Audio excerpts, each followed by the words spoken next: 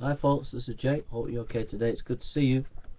We're looking at this book, The Resurrection, Geza Vermas, one of the great scholars on the subject. Obviously I'm reading this and finding I'm disagreeing with it.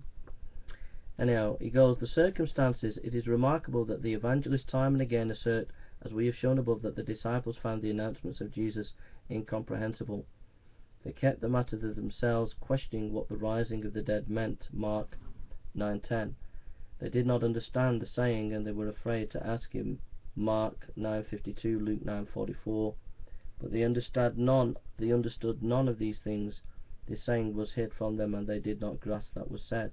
Luke 18:34. Later we learn something even more bizarre. The women friends of Jesus had actually forgotten what appears to have been their master's most momentous statement until two angels in human appearance refreshed their memory. Luke 24:8. One detail of the prediction is reiterated several times. The resurrection was expected to take place either on the third day or after 3 days. The typology of Jonah involves 3 days and 3 nights, corresponding to the time spent in the figurative prophet in the belly of the big fish, Matthew 12:40. Mark, on the other hand, speaks of after 3 days, 8:31, 9:31, 10:34, and Matthew and Luke refers to the third day, Matthew 6:21, 17:22, 20:19, Luke 9:22, 18:33, Luke 24:46. According to our way of counting, 3 days means 324 hours, but Jesus did not remain that long in his grave, as he was buried late afternoon on Friday, and the resurrection is placed by the evangelist before dawn. The phrase of Matthew and Luke on the third day would suit this reckoning, but it is more likely that the expression was chosen because it was typical of Old Testament formula, marking 7 significant biblical events occurring on the third day. Among these are Abrahamic discovery of the site of sacrifice of Isaac.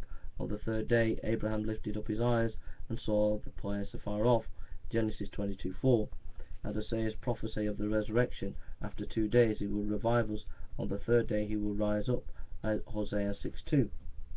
One should also take into account the, according to rabbinic reckoning, part of a day or night counted a full day or night. I think that's the better reckoning.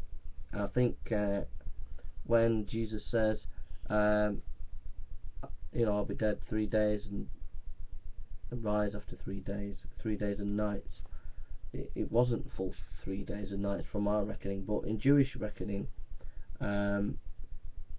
as he says here, one should also take into account that according to rabbinic reckoning, part of a day or night counted as a full day or night. Anyway, we come to the end of this chapter. The predictions of the resurrection of Jesus and the reactions ascribed to the disciples are filled with oddities. Contrary to what we have found in connection with the surviving sayings of Jesus about afterlife, they suddenly turned resurrection into an issue of central importance, one that was forecast not only by Jesus but also foreseen and foretold by the prophets of the Old Testament. In other words, the execution and subsequent resurrection of Jesus were part of his foreknowledge on account of the relevant prophecies belonged to traditional Jewish messianic expectation. If so, the arrest, crucifixion and resurrection of Jesus could not have come out of the blue. On the contrary, they must have been dead certainties for his apostles and disciples. Yet all the 4 Gospels prove the contrary. The cross and the resurrection were unexpected, perplexing, indeed incomprehensible for the apostles. When Jesus was captured in the Garden of Gethsemane, his apostles abandoned him and fled, at least according to the testimony of the synoptic evangelists. Peter even denied that he had known Jesus.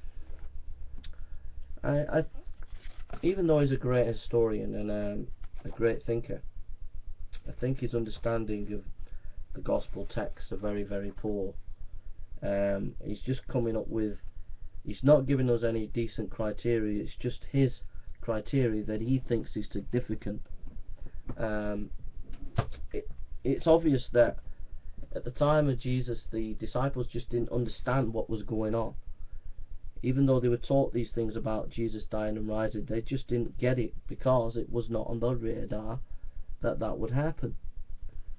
So obviously afterwards, if they did see Jesus rise from the dead, they're going to write about it in much more clarity and understand what the text what Jesus' life was all about, and they're going to look to the Old Testament to understand and verify that.